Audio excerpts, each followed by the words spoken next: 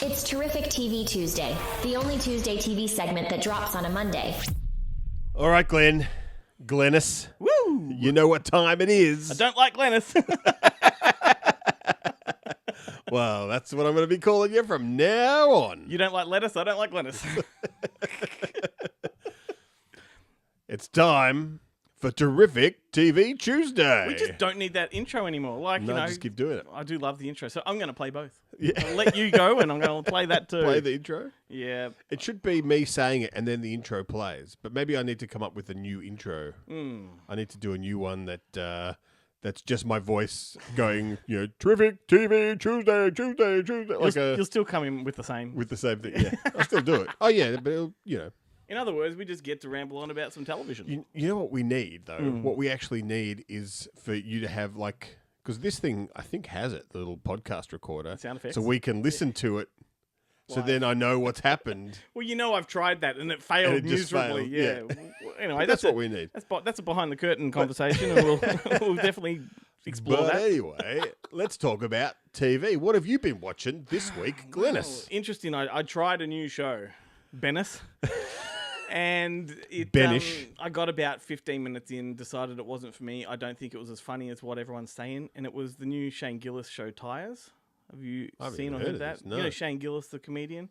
He's the guy that's on Joe Rogan a lot. He is the guy that defended Bud Light when that went down, and he's now the new What spokesman. happened to Bud Light? Well, the whole Dylan Mulvaney transgender stuff happened to it when they put her on the can. Anyway, big controversy. It's considered to be the biggest corporate marketing disaster since New Coke.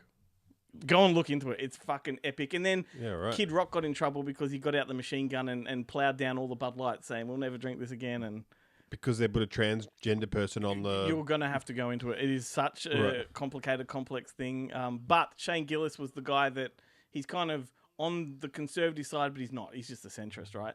But he's the one that came out and said, fuck it, I love Bud Light. Like, who cares? Like, it's delicious, And now... But who cares who's on the the packaging? It's more complicated than that. Yeah. Yeah. But anyway, he's the new spokesperson. He's got a new show called Tires. It's very much one of those... Is it like the Ken James show where they run was it like the pit crew of a race car team? It's all set in like a Bob Jane style shop, and it's like the office in a car shop, and it's just not as fun or edgy as what I wanted it to be. And he's got all of his mates from all the podcast world in there as well. Is it like a traditional 3-camera laugh track type sitcom? There's no laugh track. It's very much. I'm trying to think of a good comparison to it, and I can't because I don't watch enough television to have that knowledge. But look, it just wasn't for me. I may give it another shot because I do love everybody that's in it, like individually.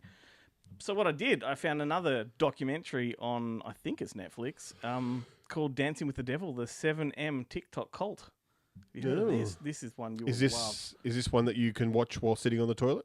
Well, it's a 3-parter, so that's about, 2 hours, 2.5 hours. So 2 sessions. Yeah, that's right. Or one big... One bridger. This is fascinating. This is all about TikTok marketing agency called 7M that recruited all of these dancers off TikTok. Turns out it's a massive cult, like a huge cult. And once NXIVM? Kinda. Once these... Like a sexy one? Yeah, it kind of is. It goes into that. But once these dancers are in, they cannot get out. And what this documentary follows is a family that have been trying to get their daughter out of it. She was, before 7M, she was a fairly popular TikToker. She had millions of viewers and a lot of people knew her. And she was a TikToker with her sister, so they were a combo. Suddenly, one sister disappeared, and everyone's like, where is she? She popped up on a new TikTok feed with all these other dancers. Turns out it is like really, really deeply rooted into this other religious cult. I can't remember the name of the fucking cult. I should have written it down. Like a Christian kind of fundamentalist thing? The Shikana cult. The Shikana cult. It's a church run by a guy called Robert Shin, who turns out just loves having babes on side to, do him favors and whatnot. Yeah. But this not only explores this, management agency, but then it goes deep into his history with other people coming out saying, well, before 7M, he had this other cult that was even more, sadistic and... He's working out the kinks. He certainly is.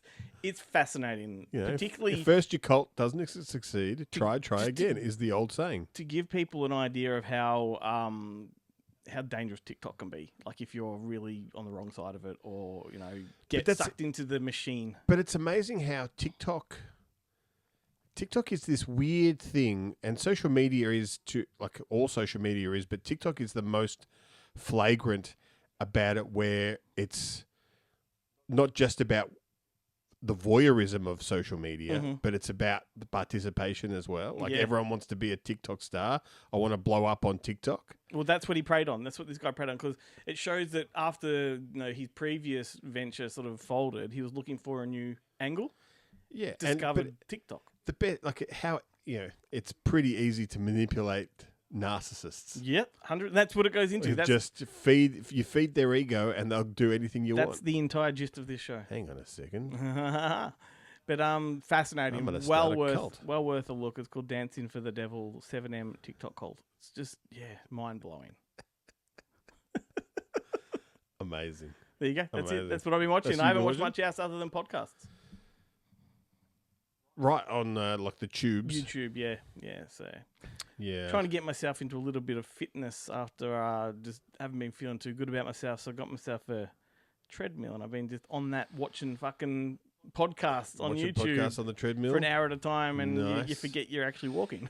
It's amazing how sometimes I remember I used to go to the gym.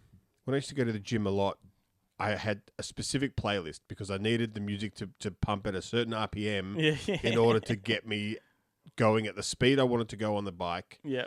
and for the length, Yep. like for the 20 minutes that I Mhm. was there. And then I changed gyms and I went to this other one, and their one let you could put on YouTube and stuff like that on the bike screen. Next thing you know, I'm watching episodes of The Bill on the Mate, that on the show bike. just follows you everywhere, or do you follow it? I follow it. Like Yeah. I am an hardcore addict of it. It's once again, and I've been watching a lot of it this week. But what I'm finding is I'm forcing myself, because what I used to do is I was always more interested in the CID characters, the criminal investigation division, than the uniformed officers. Yeah. So when I would go through, it was always 1-1. So I would just skip every second episode and just watch the. So now I'm going back and watching the uniform cop Yep. episodes, Yep. and I'm like, these ones I haven't seen 100 times, I'll tell you and what, this is pretty good. You can call me Glennis. I'm going to start calling you Bill. How about that? It's more like the Mickey Rooney thing, but Oh, cool. But, better not do an impression of that. No. Those movies would not wash today. So I've been watching a lot of that. Okay.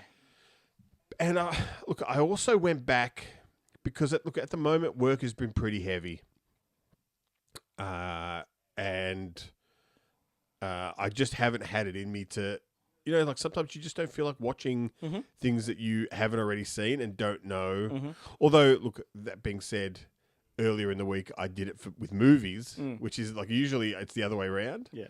But I watched I watched a couple of movies that I'd never seen before. Nice. But with the TV, I've just been comfort. going back and rewatching stuff. And for the most part, look, the beauty of watching The Bill on YouTube is that they'll cycle through. Like someone's put up like the seasons in playlists, so I fall asleep by 8:30, and then at 10:30 when I wake up in the Jason recliner, I've watched 30 episodes of The Bill, and I'm like, there we go. Well, that's it. But I have, I also started rewatching. I don't know why, because there's new seasons of I think it's called Outlaws. Mm-hmm. Has a new season of Outlaws has just dropped on Prime, which is the Steve Merchant British comedy show, which is great. Yeah. Christopher Walken is in it as well. And what's his name? Nathan Trent. Is that the guy's name? On Disney Plus. His new season of that has dropped. There's a new Stormbreaker, or no, I think it's Alex. So I think the TV series is just called Alex Rider. Yeah, Codebreaker was it? Or Stormbreaker was Stormbreaker, the movie. That's right. And it was based on Alex Rider on books. the Alex Rider books, and then the TV series on, I had no idea I about that. believe it's on Prime, Yeah, right. has just dropped its third season. So I've got all these shows that I should be rewatching those from the start to kind of Will Trent, not Nathan Trent, Will Trent, Excellent. which is a great show on Disney Plus. I just put on Emily in Paris again, and totally just zone out because I think Lily Collins is incredibly attractive, and That's enough. that's really. And I've always been a bit of a Francophile, so I love it. Even though the way she gets around Paris is complete horseshit. And you look at any of the criticism online of Emily in Paris, and they all talk about how The geography is totally fucked up. She's just, she's picking these spots that are totally an unrealistic representation of what it's actually like in Paris. That doesn't bother me. But that's fine. Yeah. Like as long as you don't live there, I would hate it if they did it here because I'd pick it all. Yeah. Whereas I do not pick it there. No. And it's just. It doesn't matter. We've had that Yeah, conversation. it's you know? just fine. It's And only they're- the people that live there that matter. No, and look, and she's going to parties and eating like that I would never go to. She's eating food that I would never eat. She's doing stuff. And Lettuce cups. and, eating healthily, eating raw meat, all that kind of stuff. And I just watch it and just like like I used to be big into like house hunters and all that sort of stuff. Yeah. But there's only so many times you can not win Tats Lotto before you just give up on that dream. Yeah, it's depressing. And so now I'm just vegging out on these comfort shows. Like I've got these new shows in my playlist, and there's still the two Disney See, sorry, I just murder shows. Thinking about you've given up on like house hunters. They need to do a show for you called like hoarders or like squatters. Like just the complete opposite. Complete opposite. I need. Look, I thought they had really listened and seen me when they did the lottery. There was that lottery winners. Yeah. The perfect home for lottery winners. But they get people who have just like won. Oh, I just won $100,000, and at some point in America you could buy a house for that much money. Like I want to see people who have won obscene amounts of money.